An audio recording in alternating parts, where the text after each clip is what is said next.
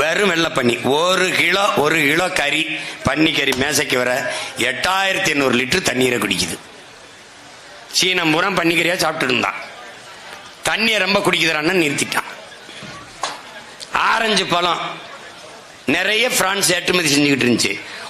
ஒரு பழம் அப்படி கைக்கு வர 90 லிட்டர் தண்ணீரை குடிக்குதுன்னு நிறுத்திட்டான்.